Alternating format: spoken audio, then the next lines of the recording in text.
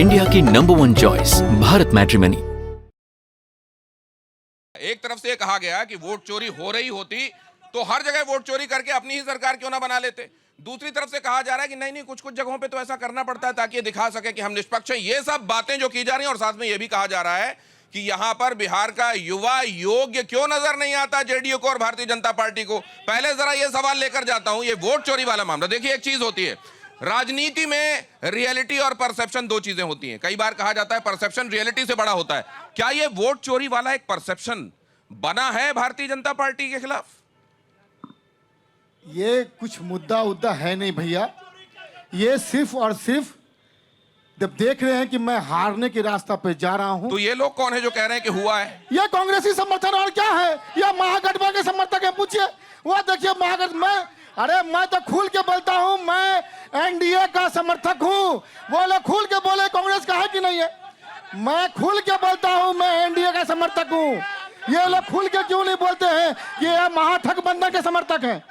ये लोग खुल के बोले कि महागठबंधन के समर्थक है। मैं खुल के बोलता हूं कि मैं एनडीए का समर्थक हूं। आपको मैं एक बात पूछना चाहता हूं, मैं इसलिए कह रहा हूं परसेप्शन रियलिटी होती है कि देश में अगर कहीं पर यह खबर फैल जाए कि अमुक मूर्ति जो है दूध पी रही है, तो बहुत सारे लोग इस पर यकीन करते हैं कि हाँ दूध पी रहा है। वही है, मैं कह रहा हूं अगर आपके हिसाब से रियलिटी नहीं है वही कहना है, तो भी क्या लोग इस पर, बहुत सारे लोग यकीन कर लेंगे कि ऐसा हो रहा है? यदि इनका वोट चोरी हुआ तो यहां पर आज से कुछ दिन पहले इनके सांसद बने पप्पू यादव, तो क्या ये वोट चोरी करके बन गए?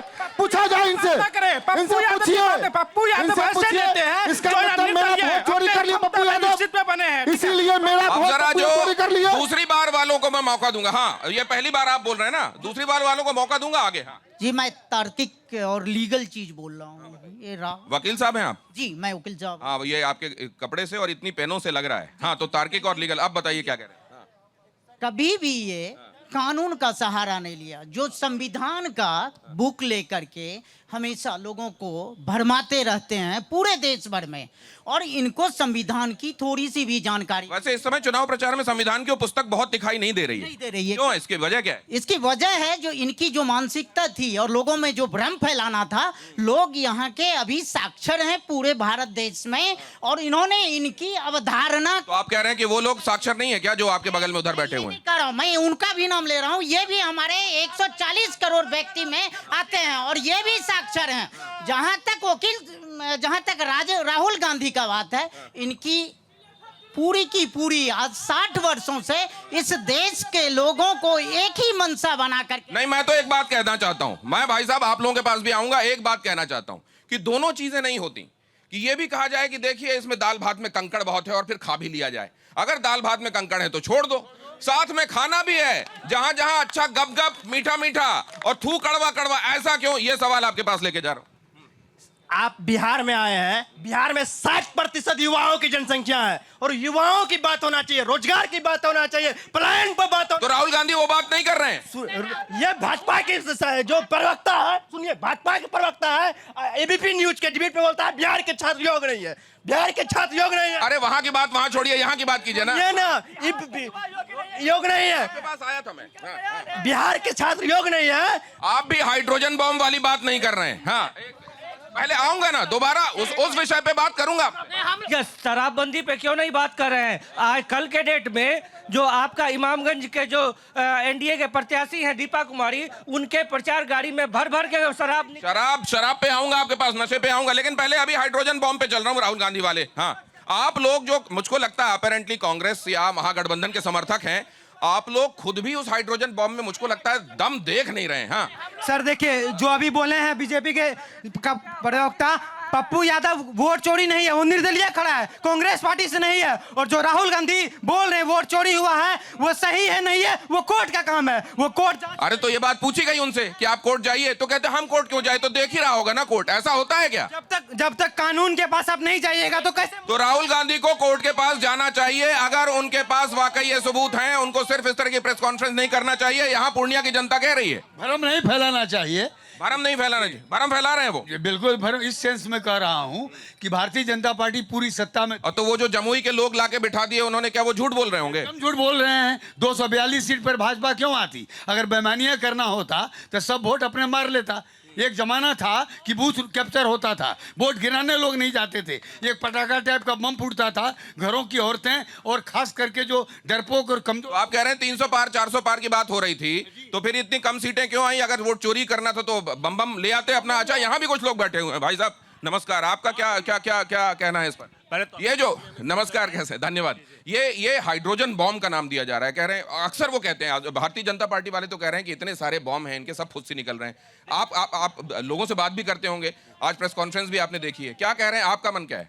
देखिए, मैं तमाम ये जितने भी आरोप प्रत्यारोप लगते हैं और ये झूठे वादे किए जाते हैं, मैं चारों लोगों से कहता हूं अपने अपने शीर्ष नेता तक जाकर इसी बिहार के कवि गोपाल सिंह नेपाली की 4 पंक्ति उन्हें सुना दीजिएगा कि ओराही दिल्ली जाना तो कहना अपनी सरकार से, चरखा चलता है हाथों से, सत्ता चलती है तलवार से। तलवार का मतलब होता है शिष्टाचार, तलवार का मतलब होता है संस्कार और ईमानदारी। करवार, तलवार तलवार, तलवार का मतलब होता है शिष्टाचार और ईमानदारी। कविता में सांकेतिक शब्द होते हैं। कविता, आप तलवार लेकर युद्ध नहीं कर सकते, क्योंकि उसमें है कि सत्ता, चरखा चलता है हाथों से, सत्ता चलती है तलवार से। आप ये कह रहे हैं कि यहाँ आग का मतलब पानी समझा जाए, ठीक है, मैं समझ लेता हूँ, चलिए आगे। तो ये नहीं, तो यहाँ पर ये क्या इसका असर है? ये SIR की बातें, वोट चोरी की बातें, कि हमको सरकार हम हरियाणा में बना लेते, महाराष्ट्र में बना लेते, वोट चोरी हो गई, बिहार में भी यही होने वाला है। ये नतीजा दिखने लगा है, इसलिए पहले से उसकी तैयारी है, या वाकई कोई बहुत बड़ा गड़बड़ झाला जिसकी तरफ इशारा है? नहीं, दिनेश जी, सबसे बड़ी बात है कि किसी पार्टी के पास स्पष्ट मुद्दा नहीं है। वोटर उनका हो, इसका दावा न बीजेपी कर सकती है न कांग्रेस कर सकती है, इसलिए झूठे वादे होते हैं और इस तरह के आरोप प्रत्यारोप। तो भ्रम फैलाया जा रहा है, आरोप प्रत्यारोप। हाँ, वोट चोरी तो नहीं हुआ, लेकिन टिकट चोरी किया गया है। अभी वोट चोरी मुद्दा बहुत पुराना हो गया है। अभी टिकट कौन किया है टिकट चोरी? ये कांग्रेस वाले ने किया है। आफाक आलम साहब हमारे कस्बा कितने बड़े योग्य विधायक थे, उनका टिकट काट करके निर्दलीय। विजेंद्र जी, वोट चोरी पर तो बहुत हमने सुन लिया, लेकिन क्या सीट चोरी भी हो गई है? और आप ही लोगों ने कर लिया, योग्य उम्मीदवार को नहीं दिया टिकट? भाजपा के लोग कहते हैं कि जब आदमी, ये सुनिए क्या कह रहे हैं, एक सेकंड सुन लीजिए। जो सिटिंग विधायक हैं कस्बा से, उनका टिकट काट करके, मतलब कि मोटा रकम ले करके वोट चोरी के बदले में टिकट चोरी किया गया। जिसको दे दिया गया वो योग्य उम्मीदवार नहीं है? योग्य होगा, लेकिन जो सिटिंग कैंडिडेट उनको जनता चाह रही है। अरे तो इनका प्रेरोगेटिव है, उनको लगता है ये विन इस बार बेनिफिट नहीं है। ऐसे तो बहुत सारे लोग इधर भी है जिनका टिकट काट के दूसरे को दिया गया है। जिनका टिकट काटा गया बहुत योग्य उम्मीदवार हैं, बहुत आप लोग को जान। अब ये योग्य और अयोग्य का फैसला कौन करेगा वाली बात भी? योग्य अयोग्य वाली बात नहीं है। मैं सत्ता पक्ष से उनके कुछ मैनिफेस्टो पे सवाल करना चाहूंगा, सीधा मैनिफेस्टो पे सवाल है उनके। आप भी हाइड्रोजन बॉम्ब पे नहीं जाना चाहते ना? ठीक है, चलिए आगे बढ़िए। मैं मैनिफेस्टो पे सीधा सवाल, शिक्षा, यहाँ कुछ छात्र भी होंगे, कुछ शिक्षा पे सवाल करना चाहूंगा। उनके मैनिफेस्टो में नंबर 1 पे 3rd लाइन पे लिखा है कि हम यहाँ पे अंतरराष्ट्रीय विश्वविद्यालयों के ब्रांच खोलेंगे, ठीक है। पूर्णिया यूनिवर्सिटी से कितने, पूर्णिया इंजीनियरिंग कॉलेज से कोई छात्र है यहाँ पर? आपके विद्यालय में कितने प्रतिशत टीचिंग स्टाफ की वैकेंसी है?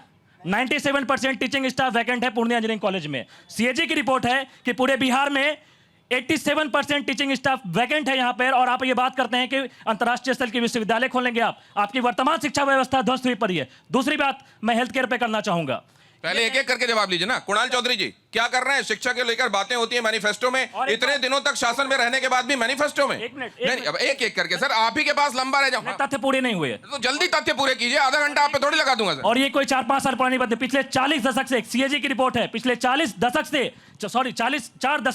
सालों से ये 67% पोस्ट। ठीक है, आप स्वास्थ्य को लेकर आएंगे, पहले आप जवाब दीजिए। देखिए, सबसे पहले तो मैं इस बात से सहमत हूं कि जब बात हो तो मुद्दों की बात हो, और चाहे वो युवा हो, कोई भी दल के हो, कोई भी विचारधारा के हो, युवा अगर स्वतंत्र है तो अपनी बातों को रखने के लिए स्वतंत्र है। मैं रियलिटी और परसेप्शन की बात करता हूं, वोट चोरी और इन मुद्दों से ज्यादा जो युवा और जो जनता के लिए जरूरी है उन बातों को रखना चाहता हूं। अभी रियलिटी और परसेप्शन की बात यह है कि 2005 से पहले जो व्यवस्था थी यहाँ पे, जो लोग सामाजिक न्याय की बात करके सत्ता में आए थे, उन्होंने बिहार की पंचायती राज व्यवस्था को, जो संविधान निर्माता बाबा साहेब भीमराव अम्बेडकर जी कहते थे कि पंचायतों से जो है निकलकर सामाजिक न्याय लागू होगा, 20 वर्षों से पंचायती राज व्यवस्था लागू नहीं थी।